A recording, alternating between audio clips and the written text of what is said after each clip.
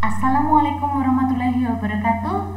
Semangat pagi, salam sejahtera bagi kita semua. Apa kabar hari ini? Bu Susan harapkan kalian senantiasa sehat, senantiasa bahagia agar semangat menerima pembelajaran hari ini. Masih bertemu dengan Bu Susan dalam mata pelajaran sosiologi untuk kelas 12 di semester 1. Hari ini pokok bahasannya masih berkaitan tentang perubahan sosial dengan sub pokok bahasan yaitu modernisasi.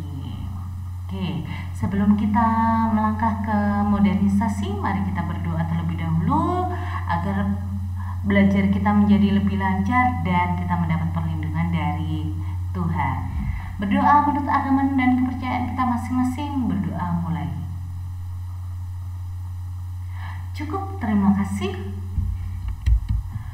Modernisasi, pengertian secara etimologinya, modernisasi berasal dari kata modern atau berasal dari kata dasar modern dan bahasa Latin modo atau cara dan ernus masa kini. Secara sederhana, modernisasi ini kemudian dapat diartikan sebagai suatu cara yang digunakan oleh masyarakat untuk menuju masa kini. Kemudian secara istilahnya ada beberapa tokoh yang menyampaikan tentang pengertian modernisasi.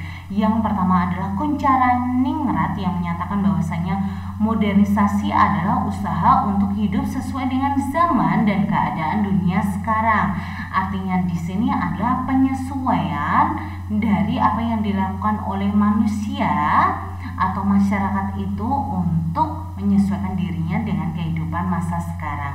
Kemudian yang kedua adalah Wilbert Imor yang menyatakan bahwasanya modernisasi adalah suatu transformasi total kehidupan bersama dari yang tradisional ke arah pola-pola ekonomis dan politis yang didahului oleh negara-negara barat yang telah stabil. Artinya ini bahwasanya ada pergerakan dari masyarakat tradisional ke masyarakat modern yang mana ini mengadopsi dari negara barat yang telah stabil. Perlu dicatat ya, stabil. Jadi tidak semua negara barat. Kemudian yang ketiga adalah Johann Wilhelm Schorl, di mana dia menyatakan bahwa modernisasi merupakan penerapan pengetahuan ilmiah pada semua kegiatan, bidang kehidupan dan aspek kemasyarakatan. Ini berarti bahwasanya modernisasi ini erat kaitannya dengan ilmu pengetahuan dan teknologi. Nah, untuk yang ketiga tadi, kalian nanti akan bisa melihatnya dalam bentuk-bentuk modernisasi. Nah, sekarang yang perlu dicatat di sini adalah apakah modernisasi ini sama dengan westernisasi? Karena di masyarakat kita sering menyatakan bahwasanya modernisasi itu westernisasi, orang yang kebarat-baratan itu ya karena adanya modernisasi. Tapi apakah memang sama keduanya? Di sini Bu Susan menuliskan bahwa memang modernisasi dan westernisasi ini tidak bisa dihindarkan untuk dibilang sama karena terdapat persamaan di antara keduanya, di mana-mana sama berkaitan dengan duniawi dan proses perubahan yang berasal dari barat. Namun perlu digarisbawahi pula di sini bahwasannya modernisasi dan westernisasi ini berbeda. Untuk modernisasi ini ia merupakan suatu kemajuan, ia merupakan suatu gerak perubahan dari masyarakat tradisional ke masyarakat yang lebih maju, tetapi ia tidak meninggalkan nilai-nilai yang masih relevan di dalam masyarakat, sehingga ia juga melakukan filter apakah budaya itu ataupun hal-hal yang berkaitan dengan kehidupan barat untuk maju itu bisa ataupun relevan dengan budaya asli dari masyarakat itu sendiri. Nah, sedangkan westernisasi ini lebih kepada pengidentifikasian diri atau dia mengidentifikasi dirinya dengan budaya barat. Jadi segala hal di dalam kehidupannya dia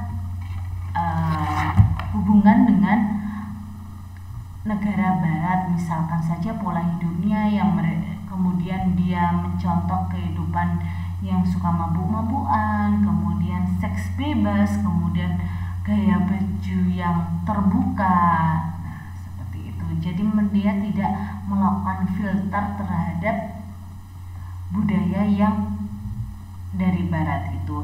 Hal ini turut didukung dengan apa yang disampaikan oleh Kuncharaningrat yang menyatakan bahwasanya westernisasi adalah proses meniru gaya hidup orang barat yang dilakukan masyarakat secara berlebihan dalam bentuk gaya hidup, kebiasaan, gaya pergaulan, dan lain sebagainya.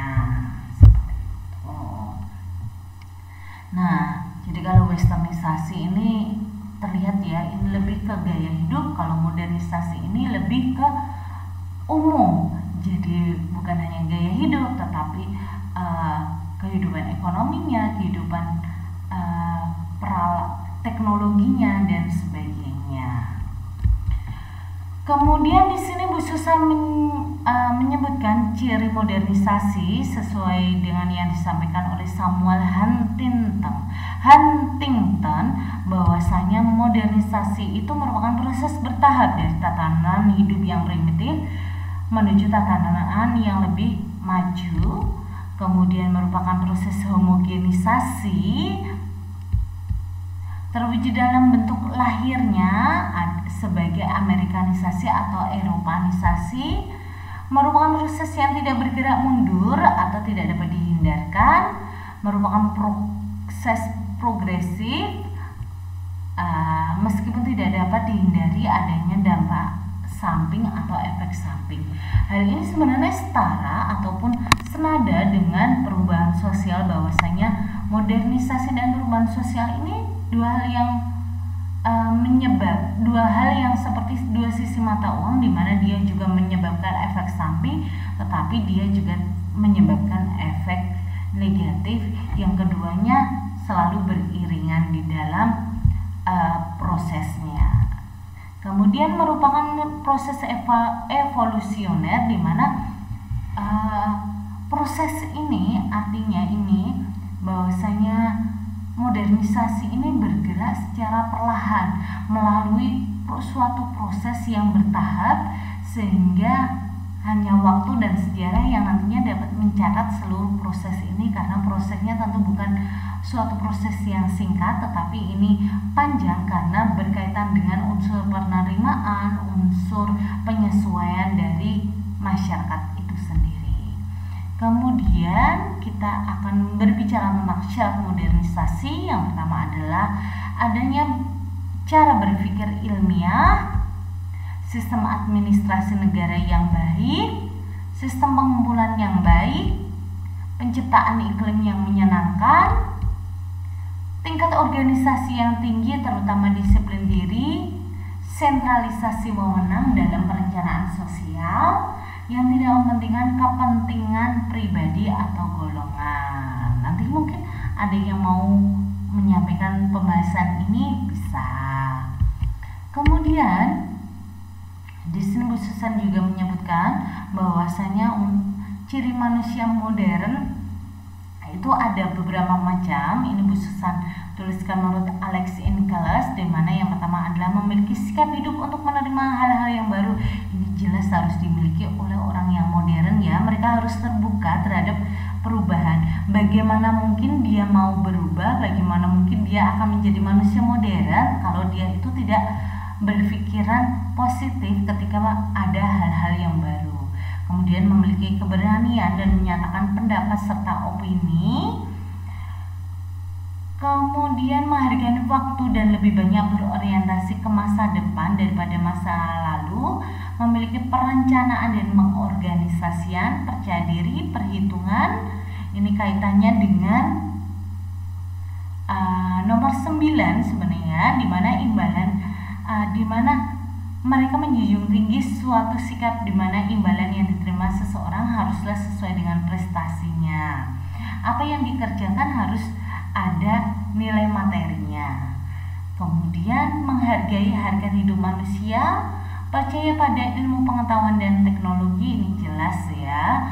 karena tadi sudah disebutkan di awal bahwasanya yang namanya modernisasi ini lebih berkaitan dengan ilmu pengetahuan dan teknologi. Nah, selanjutnya sikap mental manusia modern itu yang harus dimiliki adalah rajin, tepat waktu, berani mengambil risiko, disiplin, kompetitif, adil, jujur, rasional, toleran, dan peduli lingkungan. Kita sebagai objek dari masyarakat modern ataupun orang yang hidup di masa modern tentunya harus memiliki sikap mental ini. Hal ini digunakan agar kita mampu bersaing dengan masyarakat lain, dapat bersaing dengan kehidupan di negara lain, sehingga kita dapat menyesuaikan diri dan mampu bertahan hidup di masa yang modern ini. Bahkan mungkin bukan hanya bertahan hidup, tetapi kita bisa menjadi manusia yang unggul dibandingkan manusia yang lainnya. Kemudian gejala modernisasi ini ada beberapa, baik itu di bidang budaya, bidang politik, bidang ekonomi, dan bidang sosial. Untuk bidang budaya ditandai dengan semakin terlibatnya budaya tradisional dan oleh masuknya pengaruh budaya modern atau budaya dari barat. Kemudian yang kedua adalah bidang politik ditandai dengan semakin banyaknya negara yang lepas dari penjajahan, sehingga muncullah negara-negara yang baru yang merdeka. Kemudian bidang ekonomi ditandai dengan semakin kompleksnya kebutuhan manusia akan barang-barang dan jasa, dan bidang sosial ditandai dengan banyaknya kelompok baru dalam masyarakat ini, kaitannya dengan stratifikasi sosial. Kemudian perlu disampaikan di sini bahwasanya bentuk perubahan nyata dalam modernisasi ini dapat dilihat juga dalam bentuk komunikasi. Misalkan kalau dulu komunikasi hanya berkirim surat, mungkin sekarang bisa lebih cepat dengan cara menggunakan HP. Atau mungkin kalau dulu pengetahuan hanya kita dapatkan melalui televisi ataupun surat kabar, sekarang dengan adanya internet ini kita bisa mengakses komunikasi, kita bisa melihat hal-hal berita di dalam masyarakat kita, bahkan dunia secara lebih cepat dan lebih mudah. Kemudian pekerjaan, jelas modernisasi ini mengantarkan masyarakat menjadi menuju masyarakat yang memiliki produktivitas yang lebih tinggi karena adanya penggunaan mesin di setiap pekerjaannya, penggunaan ilmu pengetahuan teknologi yang mendukung setiap pekerjaannya lebih efektif. Kemudian pendidikan, pada sebelum modernisasi yang namanya pendidikan ini hanya disampaikan oleh guru berdasarkan buku, kemudian siswa menerima transfer yang diberikan oleh guru itu.